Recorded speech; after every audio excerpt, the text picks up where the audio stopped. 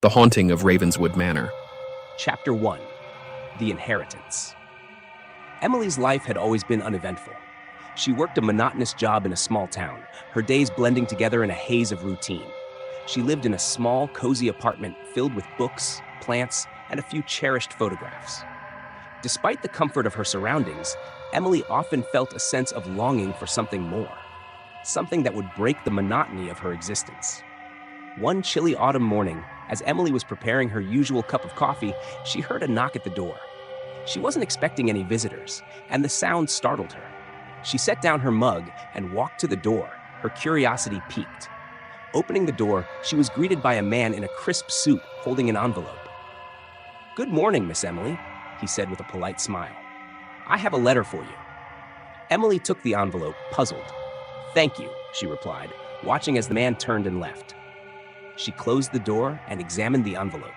It was thick and heavy, bearing the logo of a law firm she didn't recognize. She sat down at her kitchen table and carefully opened the envelope.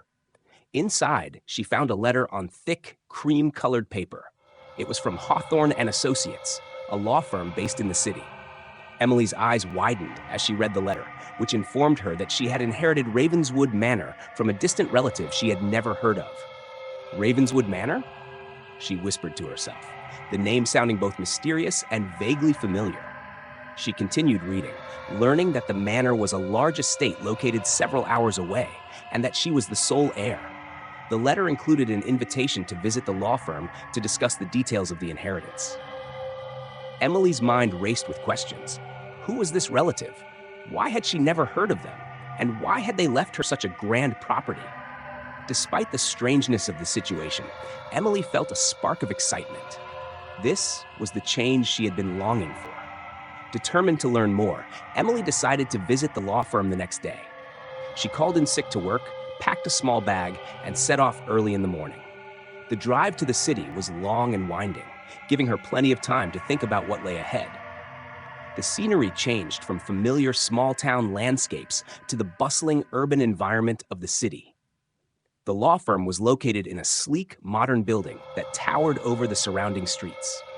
Emily felt a pang of nervousness as she entered the lobby, her footsteps echoing on the marble floor. She approached the receptionist, who directed her to Mr. Hawthorne's office on the 15th floor. Emily took a deep breath and stepped into the elevator. The ride up seemed to take forever, and she felt a flutter of anxiety in her stomach. When the doors finally opened, she found herself in a plush, well-appointed hallway.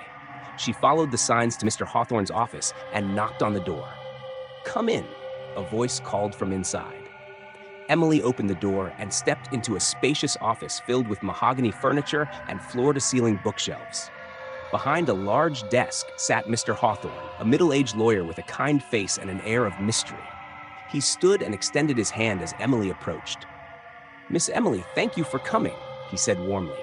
"Please, have a seat." Emily shook his hand and sat down, clutching her bag in her lap. "Thank you for seeing me on such short notice." Mr. Hawthorne nodded. "Of course. I understand this must be quite a surprise for you. I hope to answer any questions you might have." Emily took a deep breath. "I have so many questions. Who was this relative, and why did they leave me Ravenswood Manor?" Mr. Hawthorne leaned back in his chair, his expression thoughtful. "Your great-grandfather, Charles Ravenswood, was the last known occupant of the manor.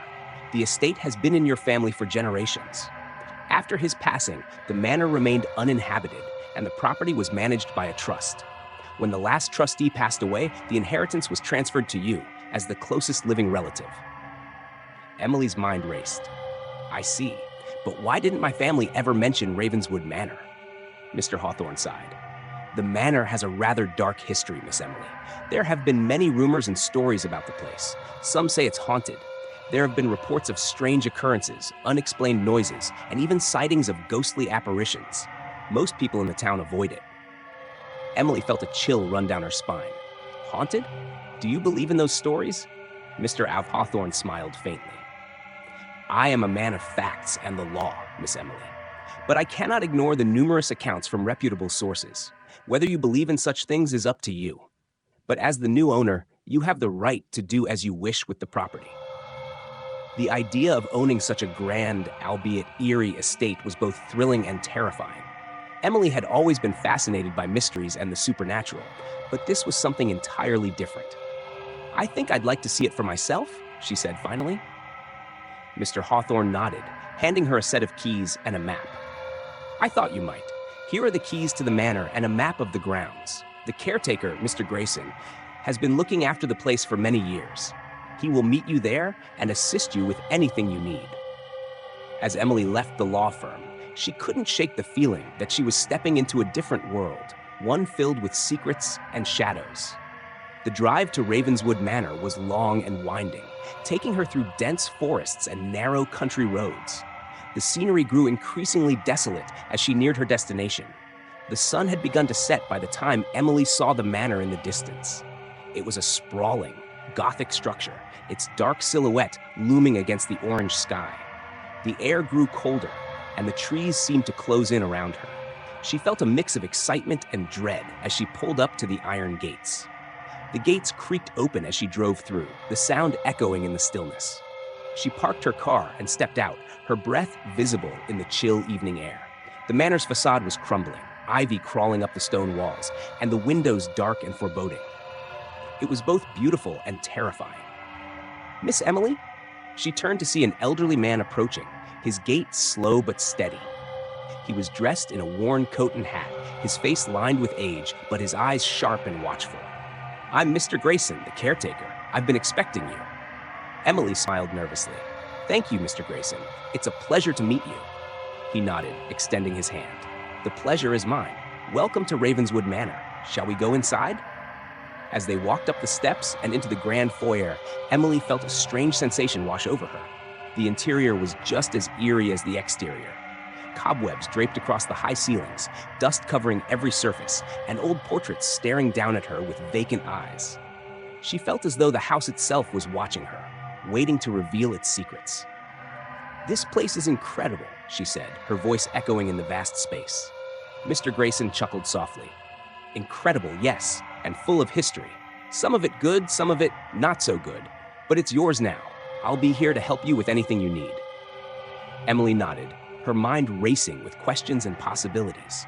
She knew that her life was about to change in ways she couldn't yet comprehend.